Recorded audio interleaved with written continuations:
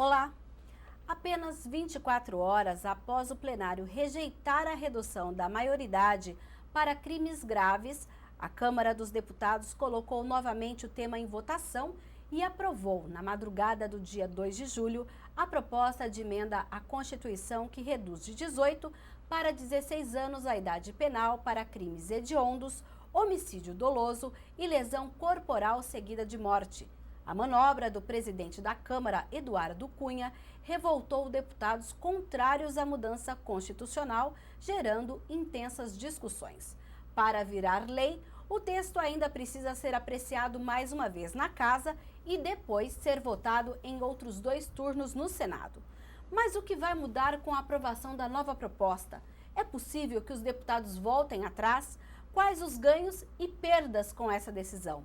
São perguntas que vamos tentar responder no Questão de Ordem de hoje, que conta com a participação do vereador Gustavo Peta, do PCdoB, membro da Comissão de Defesa dos Direitos da Criança e do Adolescente da Câmara, e também com os advogados Paulo César da Silva Braga e Renato Delova. Eu vou começar com o vereador Gustavo Peta, mas antes, sejam todos bem-vindos. Vereador, como membro da Comissão de Defesa da Criança e do Adolescente aqui da Câmara e membro também do PCdoB, que é um partido que está apoiando o atual governo, como o senhor analisa o que aconteceu na Câmara dos Deputados no início de julho? Primeiramente, parabenizar a MENA, a TV Câmara, pela realização desse debate, um debate muito importante, muito polêmico, e que eu acho que sempre o exercício do contraditório, do debate, dos argumentos é sempre importante para que as pessoas possam ir formando a sua opinião sobre o assunto. Agradecer também a presença do Dr. Paulo César, do Dr. Renato, que vão trazer também as suas contribuições, né? São especialistas, debatem o assunto dentro do seu exercício profissional, dentro também da academia, então é algo muito importante. Eu considero realmente que é uma prática no parlamento que nós devemos rechaçar, que nós não devemos concordar. Porque, veja, isso não tem sido prática nos últimos anos dentro do Congresso Nacional. Eu estive lá num período curto, mas todas as vezes que você vota a essência do projeto, a questão principal do projeto, as emendas você vota a partir da aprovação do projeto. Então seria normal o seguinte, se fosse aprovado o projeto que foi primeiramente colocado em votação, você poderia emendar aquele projeto com a retirada, por exemplo, do tráfico de drogas ou de outros crimes que estavam presentes no primeiro projeto. Agora, você voltar a votar a questão principal, isso não tem sido prática do Congresso nos últimos anos.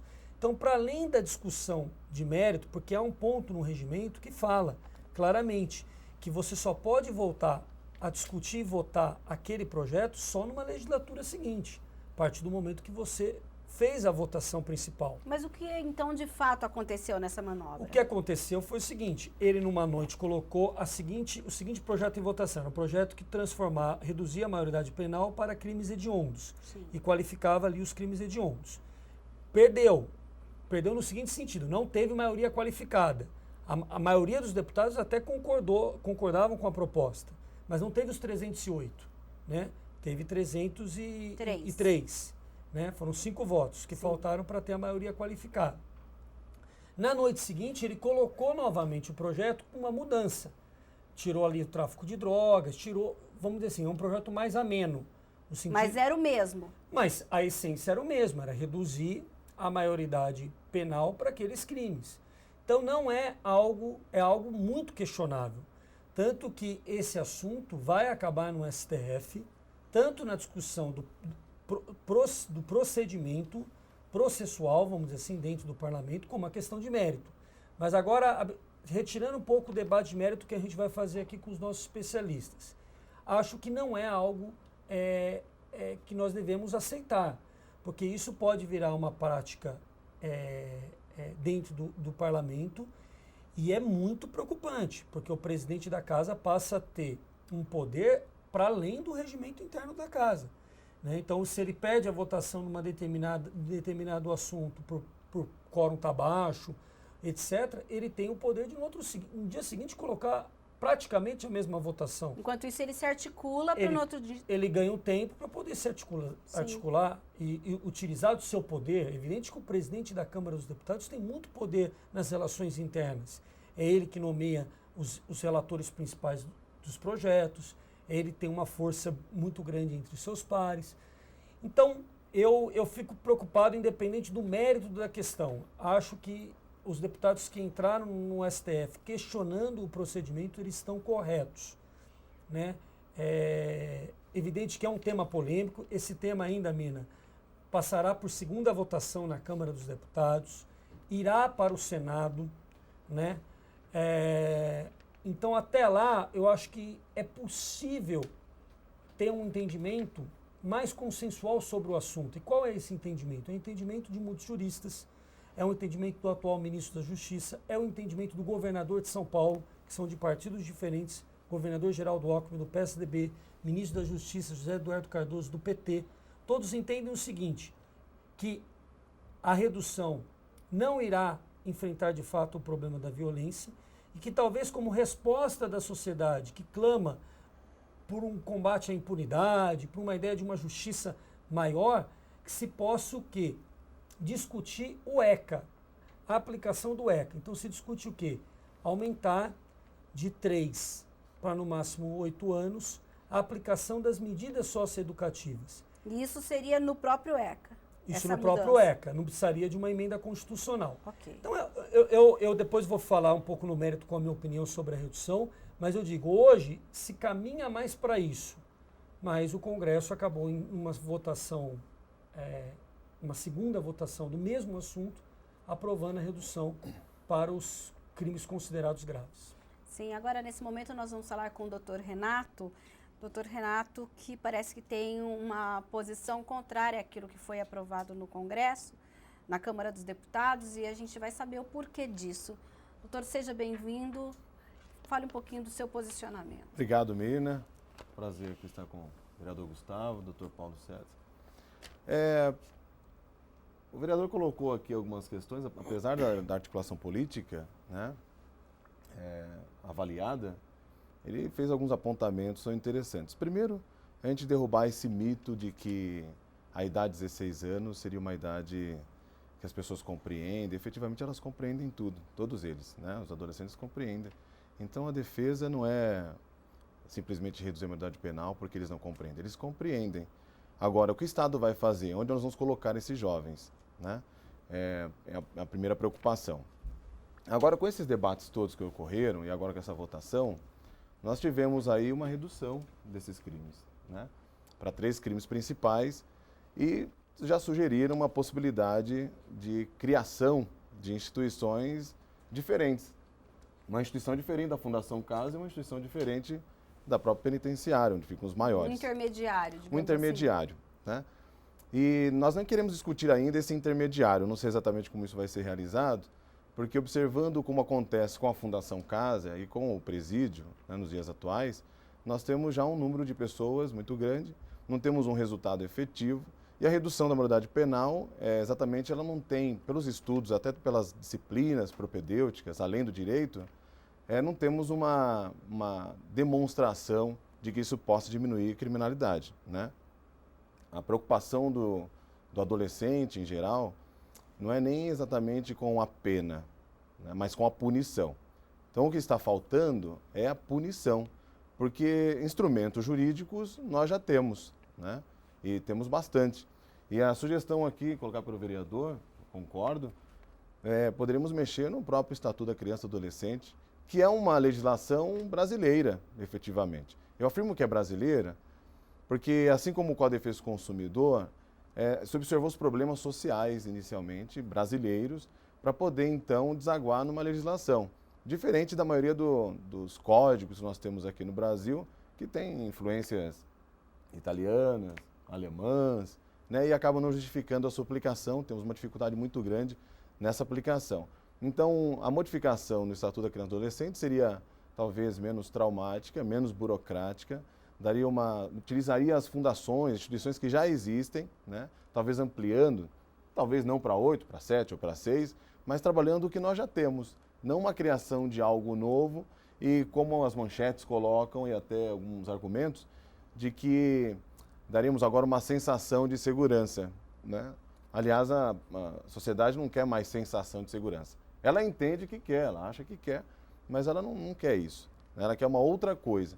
E como representantes, né, nós temos aí os nossos parlamentares, representantes do povo, trabalhando diretamente com essas questões relevantes socialmente, deveriam dar pensar um pouquinho melhor, né? E não simplesmente, após uma derrota parlamentar, modificar o texto, né, de repente, de uma noite para outra. Sim. E agora nós vamos falar com o doutor Paulo Braga. Doutor, e o seu posicionamento? O senhor concorda que essa manobra, de certa forma, mudando aí essa idade de 18 para 16, vai contra o que tudo a gente tem aqui de sistema penal, porque nós não temos condição ou não? Nós precisamos que os adolescentes de 16 anos também sejam apenados.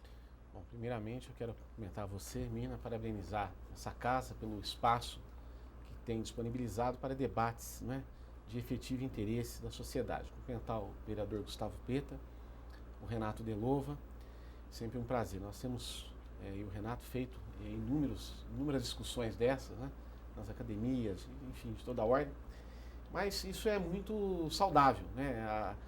Imaginar um debate desse há anos atrás, há 10, 20 anos, nós seríamos massacrados, né, independente das posições. Então isso eu acho que é muito saudável para a construção de uma democracia cada dia mais consolidada. A par da questão de processo legislativo em que a coisa se desenvolveu nos últimos dias, vem a questão de mérito. Então, acho que a questão deve ser, nesse momento, analisada sob dois ângulos. Primeiro é a seguinte, a questão do mérito da idade penal, né? E, num segundo momento, também essa manobra que houve da Câmara dos Deputados, precisamente do seu presidente, no sentido de passar, não é, essa votação na calada da noite. E eu quero dizer a você aqui, de antemão, no meu ponto de vista, também não é o caminho. O caminho é o modo processual, vamos chamar assim, a técnica legislativa não é essa, né?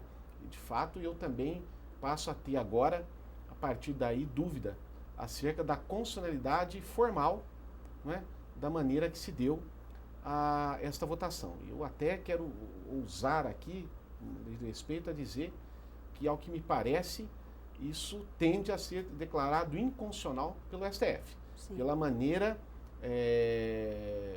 autoritária, despótica talvez, que a coisa se desenvolveu. Não é assim que funciona, não é assim que diz a Constituição, não é?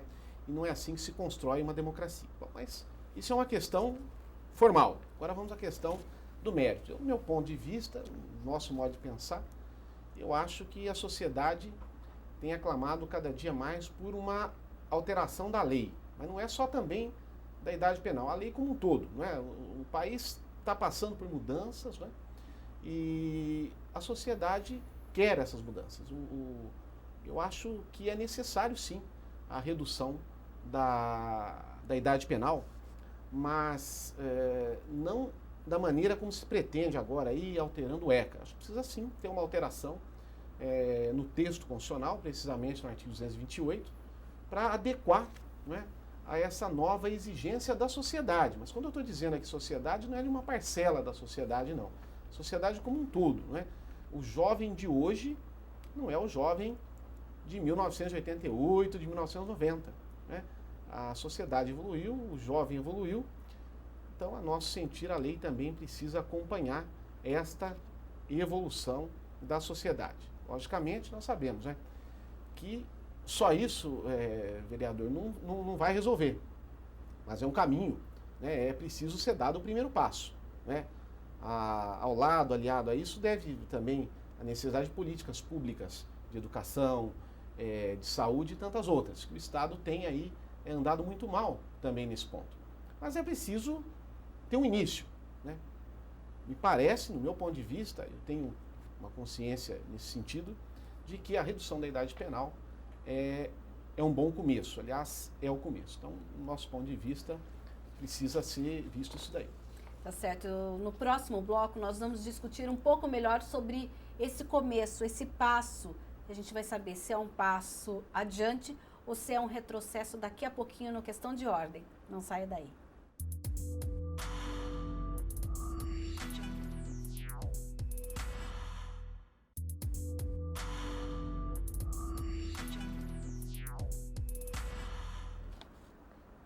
Estamos de volta com questão de ordem, que hoje discute a votação recente do texto da maioridade penal pela Câmara dos Deputados.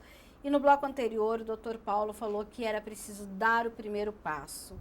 Vereador, o senhor já se posicionou inicialmente contrário a essa decisão. E por que não dar esse primeiro passo, visto que a gente tem, inclusive, no noticiário e até uma pesquisa mostrando que muitas vezes, quando o menor comete alguns crimes, no caso, esses crimes hediondos ou até o homicídio doloso, etc., com grandes requintes de crueldade. Eu penso da seguinte forma, eu acho que primeiro a gente precisa atacar sempre a causa e não o efeito. Então, a primeira obrigação do Estado brasileiro, vamos assim dizer, é realmente cumprir o ECA, é dar oportunidade, é dar as condições de educação, de saúde, de acesso à informação. Eu acho que isso é um papel, uma coisa que o Estado ainda não cumpriu. Mas para além desse debate, que é um debate um pouco mais, que leva em conta questões sociológicas e questões históricas, e que devem ser levadas em conta, mas há um debate também sobre a segurança pública. O mundo está mostrando para nós que reduzir a maioridade penal não tem resolvido os problemas. Outro dia eu vi uma entrevista do governador de Nova York, que propõe que a maioridade penal em Nova York passe de 16 anos, porque eles reduziram há um tempo atrás. Eles querem voltar atrás. Voltar a 18 anos. Porque o sistema penitenciário para os adolescentes de 16 anos se torna uma verdadeira universidade para o crime. E o sistema prisional brasileiro está extremamente falido, vamos dizer assim, tem enormes problemas. O Brasil hoje já é o 4º país que mais prende no mundo, há uma população carcerária enorme, não consegue dar conta dessa população carcerária, tanto que o regime, por exemplo, do semiaberto é uma confusão se a pessoa vai para o regime fechado porque não tem alternativa do semiaberto. E você levar essa quantidade de pessoas que cometem crime de 16 ou 18 anos para dentro desse sistema dominado pelo crime organizado é algo muito problemático. Os números mostram também que no sistema prisional a reincidência é em torno de 70%. No sistema socioeducativo, que tem vários problemas, mas a reincidência fica em torno de 20%. Então eu ainda acho que nós devemos utilizar as medidas punitivas como medidas de reeducação, né, de reinserção dessas pessoas na sociedade, né, e não como mera vingança, e não como a sociedade se vingando daquele crime que foi cometido. É evidente que os casos, por exemplo, eu estive aqui, eu organizei um debate aqui em Campinas, nós trouxemos aqui o Ari Frendenbach, que é o pai da Liana, que foi aquela menina assassinada cruelmente pelo Champinha, Sim. Um caso que ficou muito conhecido. Esses casos tem que se dar a verdadeira punição, como foi feito ao Champinha. O Champinha foi considerado, mesmo sendo menor de idade, um psicopata, um perigo real para a sociedade. Teve lá todo um laudo do Ministério Público, psicólogos, psiquiatras chegaram à conclusão que ele, mesmo sendo menor de idade, ele tinha sinais claros de psicopatia. Ele está interditado até hoje. Está interditado. Já tem mais de 18 agora. Ele já tem mais, ele está interditado. Mas por quê? Porque foi feita uma análise de que realmente ali devolvê-lo, vamos dizer assim, à sociedade traria insegurança. Então, mas aí é onde eu pergunto, doutor Renato, o senhor que até comunga dessa opinião, esse foi um caso, mas vamos supor que o Champinha tivesse bons advogados, como a gente não tem uma lei explícita que fale, olha, a partir de tantos anos, esse tipo de crime também tem penas, os advogados dele não poderiam ter, por exemplo, feito uma reversão nesse processo, com base na lei? Na verdade... Agora, só para dizer, desculpa, doutor, Mas essa é a exceção da exceção da exceção. Então, por isso que estou dizendo, porque não tem Por uma isso que você lei não pode que aprovar que diz. a lei não pode se basear na exceção somente. A exceção tem que ser tratada como exceção e tem que ter medidas para tratar o problema. Tanto que o Ari, só para concluir, o Ari, que era um defensor fervoroso da redução da maioridade penal, quando começou a estudar o assunto e foi participando de debates, hoje ele é contra, o pai da Liana, é contra a redução da maioridade penal, mas defende o aumento das medidas socioeducativas para esses crimes mais violentos. Sim. Apesar do exemplo do vereador, também é perigoso. É um exemplo positivo para quem realmente é contra a redução, mas é perigoso, porque a gente pode encontrar vários outros exemplos, né, também de exceção, que poderiam colocar contra essa ideia da redução. Olha, nem todos os pais fazem isso. Independentemente dos bons advogados, aliás, eu conheço só bons advogados, né, lá na OAB, nós temos, a partir dos 12 anos, pelo ECA, uma autorização legal para que se aprisione, né, os menores. Então, essa venda, que é uma ideia sensacionalista, a venda de que a redução para 16 poderia resolver o problema, não é real, porque a partir dos 12, ele já frequenta estabelecimentos como a Fundação Casa e lá tem um dia a dia como se estivessem realmente numa penitenciária. Então, quando nós encontramos exemplos como esse, poderíamos utilizar, porque são poucos exemplos dos pais que acabam perdoando de algum modo, nós temos também uma venda sensacionalista de toda vez que vai se discutir ou que se discute isso, desde o tempo, faz muito tempo que a PEC está aí, mas nos últimos meses, sempre você mostra, né, nos jornais, nas televisões, nas revistas, algum jovem, alguma dupla, algum trio assaltando, esfaqueando, mas como o Gustavo colocou, a questão é de exceção, né? Pelos números, nós temos 0,5% de jovens que estão nesse âmbito da infração. Desse 0,5%, nós temos 10%, que é uma exceção nesses crimes, que são mais graves, né? Então, você legislar para a exceção é justamente abrir mão de todos os princípios de direito. Agora, o que dá para fazer é você entregar ou autorizar para o jovem aquilo que ele precisa, saúde, educação, você facilitar algumas situações. Nós temos uma escassez de atividades na periferia, de lazer, escassez de uma série de setores. Aí simplesmente você faz uma discussão para reduzir a maioridade penal sem um resultado efetivo para isso, né? Quase que ignorando profissionais especializados como psicólogos, antropólogos, que são meio que afastados e com um discurso cheiroso, muitas vezes jurídico, né? Feito por aqueles que têm um interesse aparentemente obscuro, parece que ganha a sociedade numa venda de um político profissional, mas não um político preocupado e envolvido com a sociedade. Sim, agora quando a gente fala em crime hediondo, doutor Paulo, especifica para a gente, para quem está nos assistindo, o que é um crime hediondo hoje? Crime hediondo dentro dos tipos penais, né? O crime hediondo é aquele tratado de maior rigor, que é um crime que provoca um maior clamor da sociedade. É aquele crime mais acalentado, não é? Aquele crime praticado com crueldade, que mais tira o sossego, a tranquilidade da sociedade. Então, todo crime hediondo é aquele crime que é tratado de uma forma diferenciada porque ele tira um pouco mais do sossego da sociedade.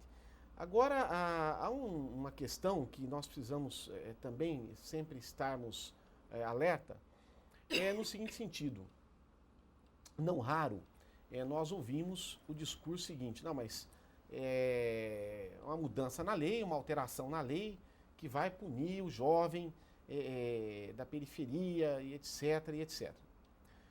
Eu conheço, posso testemunhar, eu conheço inúmeros jovens de regiões periféricas que deram certo na vida. Eu acho que isso não é desculpa, né? O Estado, inquestionavelmente, está omisso à sociedade. E, aliás, a sociedade como um todo, não é só as regiões periféricas.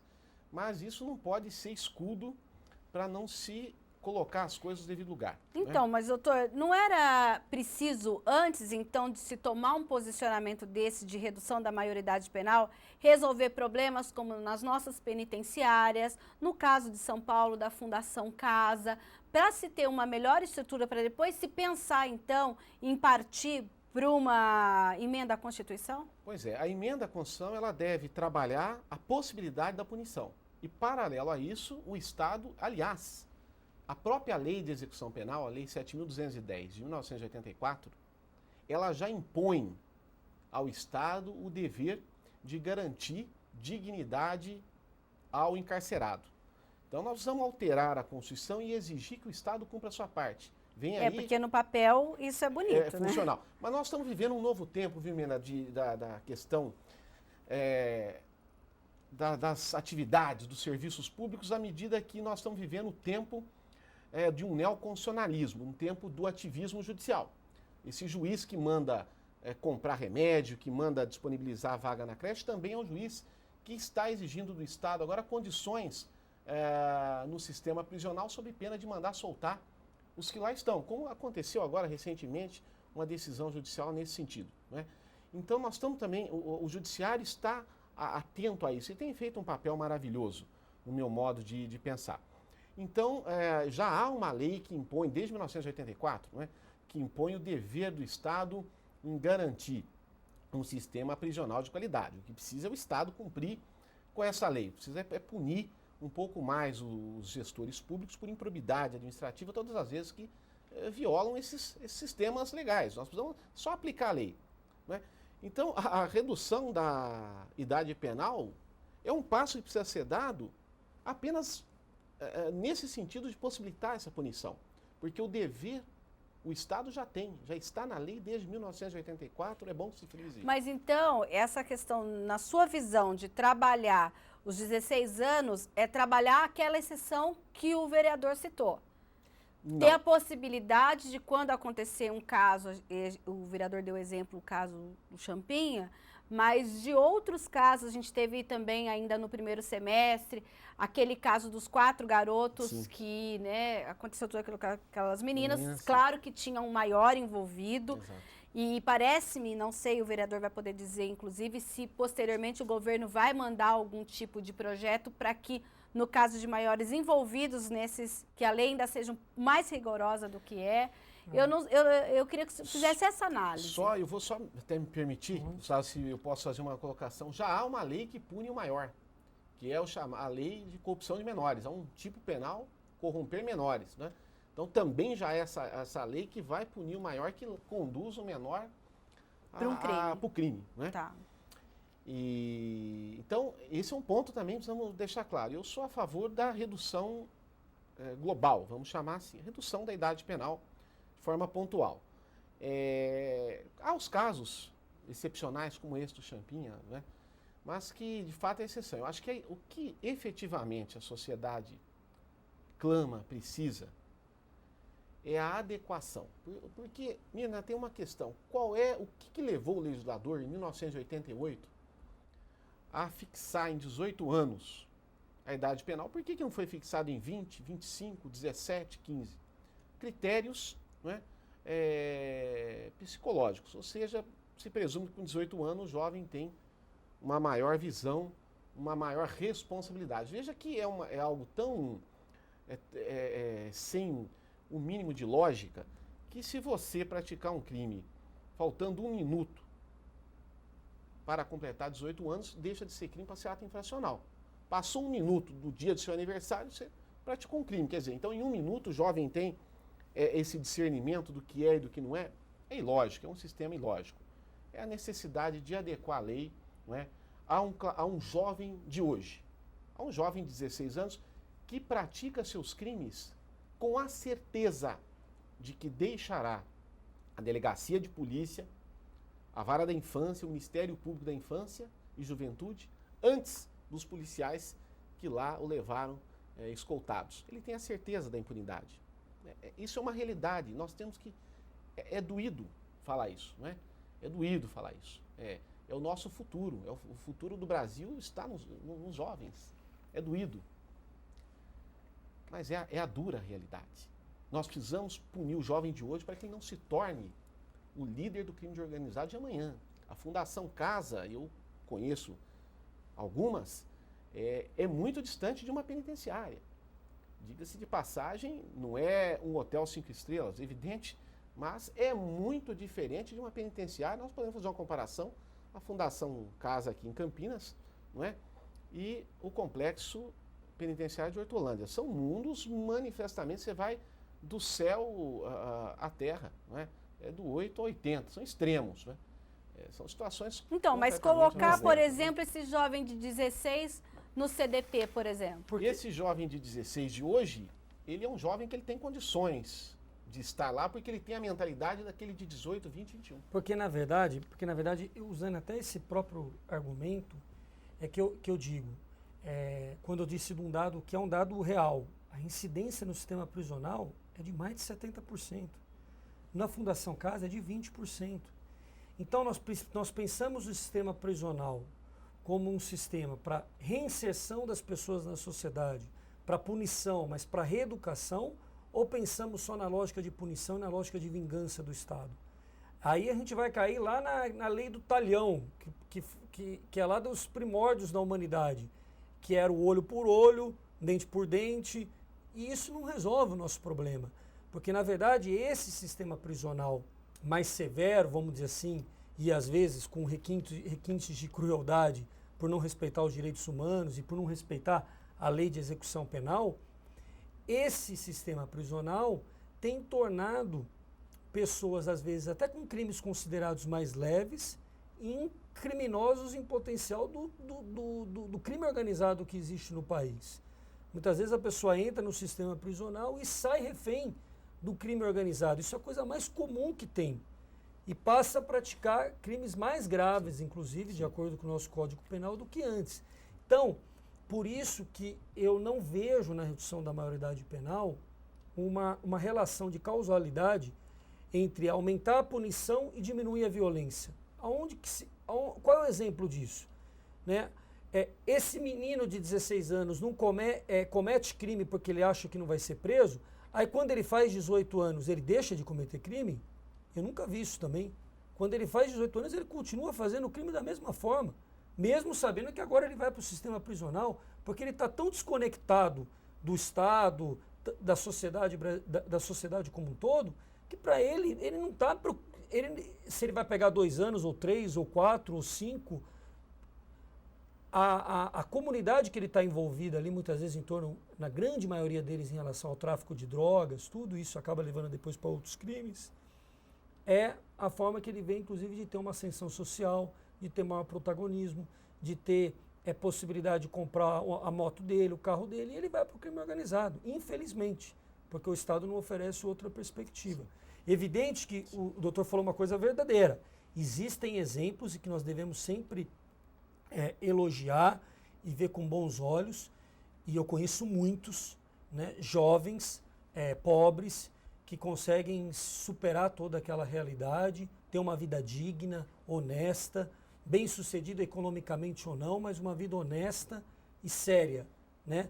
Mas uma outra parte da juventude acaba encontrando nesse caminho o caminho do dito sucesso, né? Porque o sistema vende a ideia de que o sucesso do jovem é ele ser bem-sucedido economicamente. E muitas vezes o caminho mais fácil e que é apresentado para ele é o caminho do crime, e isso acaba sendo um caminho que todo mundo sabe que sem volta, muitas vezes sem volta. É lamentável. Esse estado social, ele deixou de ser social hoje, né? É um estado penal. É simplesmente um estado penal, você não tem práticas pedagógicas. Se a gente não ignorasse tanto a literatura, e é muito vasta a literatura sobre o adolescente, essa fase do desenvolvimento do adolescente, nós compreenderíamos exatamente toda essa coisa que ele procura, de poder alcançar um veículo, uma casa, né? uma vida estabilizada. O Estado não dá alternativa, portanto não pode cobrar. A gente vai falar um pouquinho mais sobre essa questão do Estado penal no próximo bloco, porque a Questão de Ordem vai para um breve intervalo e volta já já.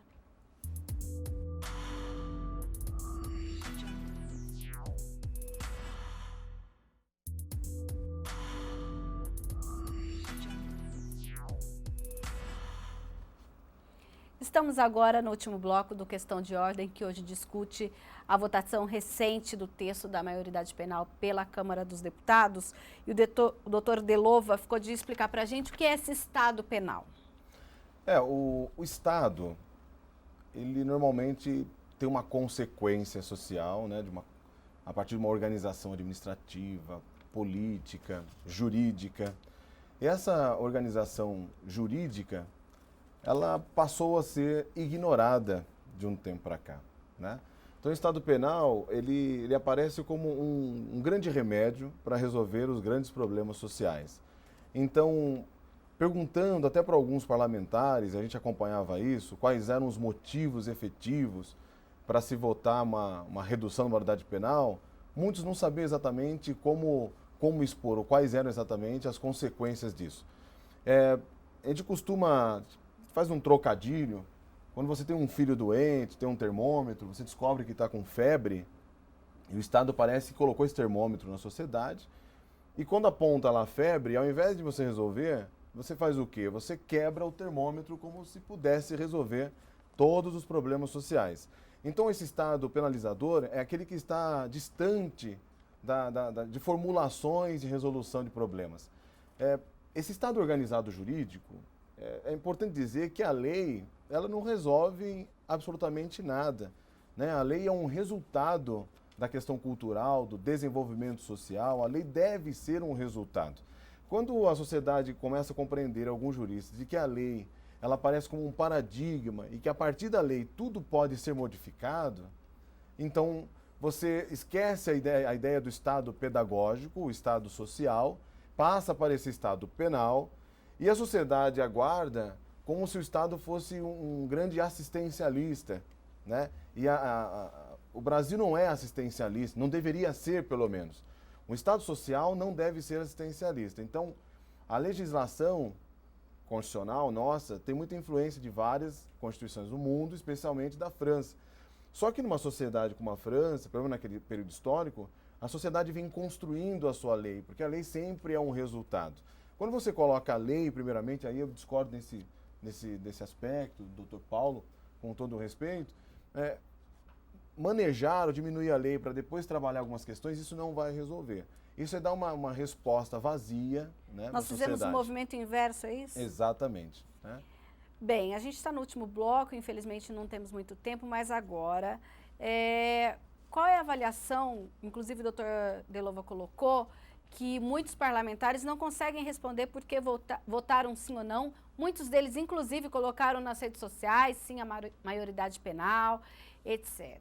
De certa forma, isso foi para responder algum clamor da sociedade, vereador? Não, eu acho que a sociedade, e as pesquisas mostram isso, a sociedade realmente clama por mais segurança, pelo combate à violência. E isso acabou virando uma certa resposta a tudo isso. Né? Na minha visão, uma ilusão, porque mesmo que a gente tenha aprovado em segunda votação, no Senado, que o STF entenda que é constitucional, isso não irá amenizar os nossos problemas de segurança. Então, vereador, é como se nós tivéssemos um problema que as pessoas quero segurança. E aí deram como resposta, vou te dar a redução da maioridade penal, é isso? Não, eu acho o seguinte, eu acho que na verdade uma parte das pessoas que defendem vendem essa ilusão, mas uma outra parte, e eu considero legítima também, entendem que isso pode amenizar o problema. É que na minha visão eu acho que isso não irá amenizar o problema. E as experiências internacionais mostram isso. Muitos países, inclusive o estado Nova York, como eu disse aqui, estão repensando a diminuição que fizeram, porque viram que, na verdade, essa juventude, quando vai para o sistema prisional dos adultos, vamos dizer assim, viram reféns, muitas vezes, do crime organizado. Então, essa é a minha visão. Mas eu considero um debate legítimo, um debate justo, porque eu acho que a população está clamando por mais segurança, né? Mas eu ainda entendo que o caminho da gente ter realmente uma sociedade com mais paz social, com mais tranquilidade, é o caminho de dar oportunidade a todos. Evidente que nós vamos continuar enfrentando problemas de violência. Nós vemos países mais desenvolvidos que continuam com seus problemas de violência, mas eles são muito menores, porque realmente uma boa parte dos nossos problemas de violência urbana vem dos graves problemas sociais que nós temos ainda no país. Né? A violência não acaba quando todos têm oportunidades, porque é uma manifestação muito mais complexa, mas ela diminui bem, porque muitos dos problemas da violência advêm da falta de perspectiva, de oportunidade. Então, eu acho que nós precisamos, enquanto Estado brasileiro, persistir no caminho de garantir os direitos para todos, para a criança, para o adolescente. E o ECA, que completa 25 anos, é uma legislação muito avançada, uma legislação que foi comemorada por todos há 25 anos atrás, que advém de um tratado internacional, de uma convenção internacional da ONU dos direitos da criança e do adolescente. O Brasil ratificou, assinou essa convenção, depois ratificou no Congresso e depois acabou aprovando o ECA. Nós precisamos insistir no ECA ainda, né? E talvez fazer algumas mudanças que possam, alguns ajustes diante das demandas que a sociedade coloca depois de 25 anos da sua aprovação. Agora, Paulo, se nós tivermos uma segunda votação na Câmara, a votação no Senado e depois a sanção da presidente, você acredita que teremos que pensar em uma outra questão? Por quê? Sempre se fala da população carcerária, que hoje os presídios estão, né, lotados. Inclusive, fez-se uma pesquisa que só no estado de São Paulo teríamos que construir mais 2 em relação às prisões que foram decretadas e nunca foram, de fato, efetivadas. E com essa problemática, olha, realmente a maioridade penal, nós temos agora 16 anos. Como vai ficar essa questão? Bom, Mina, eu só gostaria de fazer uma pequena observação da forma mais respeitosa, que é a seguinte. Como se trata de emenda à Constituição, então dispensa a sanção presidencial. Correto. Né? Então é algo que fica lá a cargo votou para o Senado, fica acabou. lá a cargo, né, da presidência do Congresso fazer a promulgação, né, com o respectivo número. Bom, aí vem a segunda questão. E aonde nós vamos colocar essa população? Aí é uma tarefa do Estado. O Estado tem que solucionar isso também. Porque nós temos que analisar o seguinte: eu vou reduzir a idade penal, o Estado tem que dar condições de cumprimento. Aí entra o papel do Poder Judiciário. Aí entra a tarefa do juiz da vara de execuções penais, em dizer o seguinte: há um ambiente adequado dentro do que diz a lei de execução penal para determinar a prisão do indivíduo? Não, não há. Então ele tem que ficar solto. Então, mas aí o parlamentar que votou lá não joga para o Estado a responsabilidade de dizer assim, olha, eu fiz o que a população queria, agora você se vira e arruma um lugar para esse pessoal. Não, eu não concordo, devido ao respeito, não concordo com essa colocação, porque nós vivemos num sistema, não é, nós herdamos esse sistema da Revolução Francesa, que é um sistema da tripartição das competências. Não é? Então, cada órgão do Estado tem lá o seu papel. O parlamentar tem uma tarefa natural: inovar o ordenamento jurídico. Não é? O ordenamento jurídico é como uma planta, precisa ser regado a cada tempo para não cair, não é, na fossilização. Sim. Aí vem a tarefa do executivo, que é o quê? Administrar, já dizia um grande jurista nordestino, Seabra Fagundes, administrar é aplicar a lei de ofício. Aí a tarefa do executivo criar condições para a aplicação da norma constitucional. Justamente qual é? A possibilidade de punir. E aí, indistintamente, não é o jovem de 16, mas também aquele indivíduo de 50 anos. Não é porque ele cometeu um crime que ele deve ser tratado de uma forma indigna, não é? Então aí vem a tarefa do executivo. E aí uma tarefa que o executivo deve realizar de modo a criar situações compatíveis. E aí vem o papel do Poder Judiciário, que é de fiscalizar, não é, se o executivo está dando condições de encarceramento àquela população. Não deu condições. Cabe ao Judiciário, no nosso modo de pensar, determinar a liberdade ou o não encarceramento daquela pessoa e impor o Estado, ao administrador, impor, não é, o dever de construir, o dever de fazer. Né? É isso que eu repito, isso que se tem dito aí a todos os cantos, o ativismo judicial. Aí ele tem que impor ao administrador, você tem que fazer. Não é uma faculdade, é um dever, é cumprir a lei. Né? A lei é para ser cumprida, não é? A lei não é uma faculdade do gestor público, do membro do poder executivo, é um dever, ele tem que seguir a lei. Né? Administrar é cumprir a lei de ofício. Doutor Renato.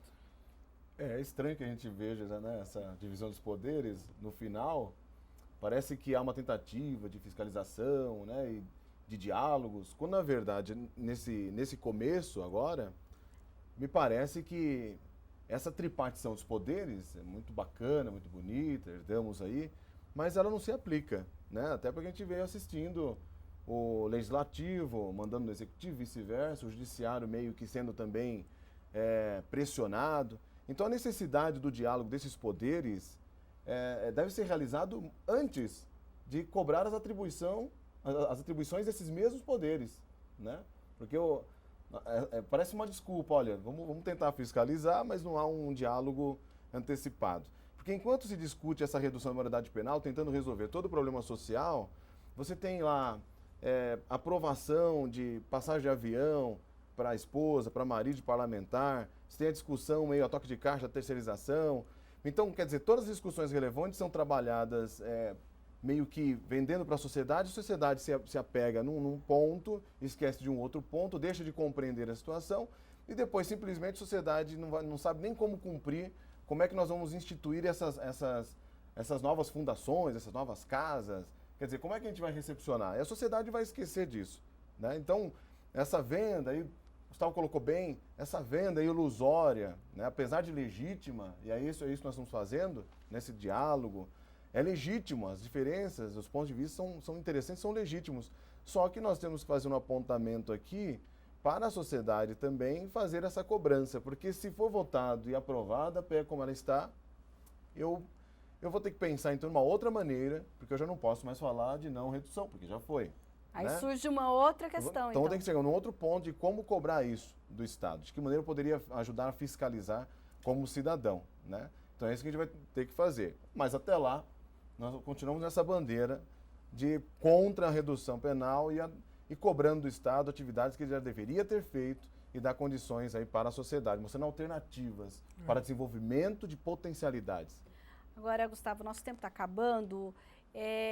Falando em tramitação, nós temos ainda, o Brasil a Câmara dos Deputados, mais precisamente, pode voltar atrás. Nessa segunda votação, se não for aprovado, o projeto cai novamente. O que pode acontecer em termos de tramitação? Eu acho que vão ter muitos capítulos ainda pela frente, porque tem a segunda votação.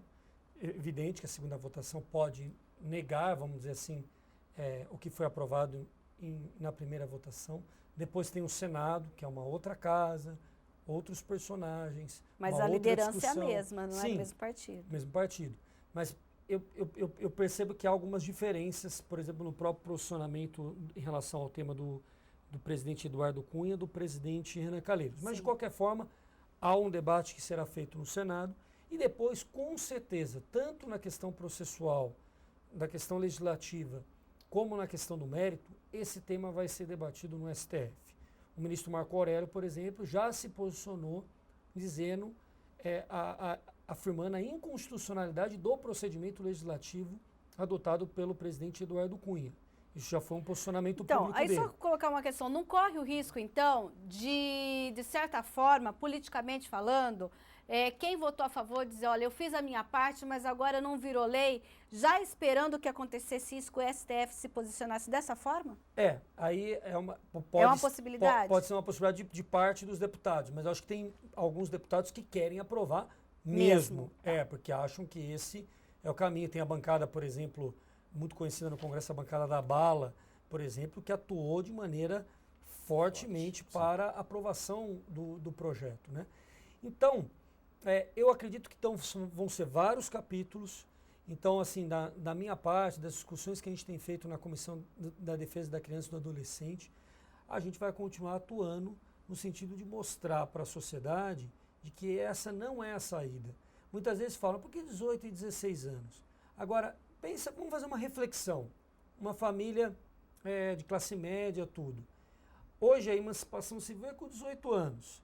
Se você faz a redução da maioridade penal, uma consequência natural seria também os direitos civis acontecerem a partir dos 16 anos. Será que os pais e as mães acham que seus filhos respectivos com 16 anos já têm condição de sair de casa a partir de 16 anos? Estou fazendo aqui uma reflexão. Sim. Né?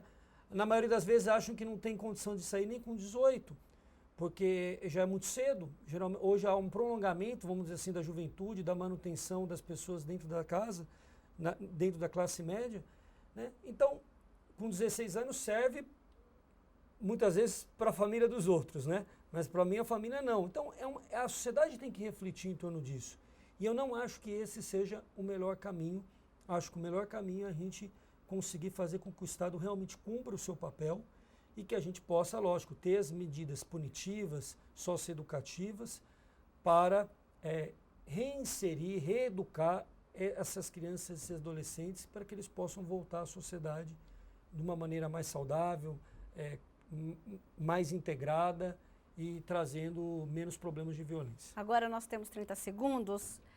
25 anos de ECA, temos que comemorar ou temos que nos preocupar? Eu acho que nós temos que comemorar, porque é uma legislação muito boa, uma legislação avançada, considerada uma referência para muitos países, mas nós temos que se preocupar, porque nós realmente não conseguimos, nesses 25 anos, fazer com que essa legislação fosse realmente aplicada no sentido da garantia, concretizada no sentido da garantia dos direitos e das crianças e dos adolescentes. Infelizmente, nosso tempo acabou. Agradeço a participação de vocês. E, pelo jeito, a maioridade penal ainda vai gerar vários capítulos e várias discussões. E o Questão de Ordem vai continuar acompanhando este tema. Você que nos assistiu, obrigada pela companhia. E se não conseguiu assistir o nosso programa inteiro, acompanhe o nosso canal no YouTube /TV Câmara Campinas. Até um próximo Questão de Ordem.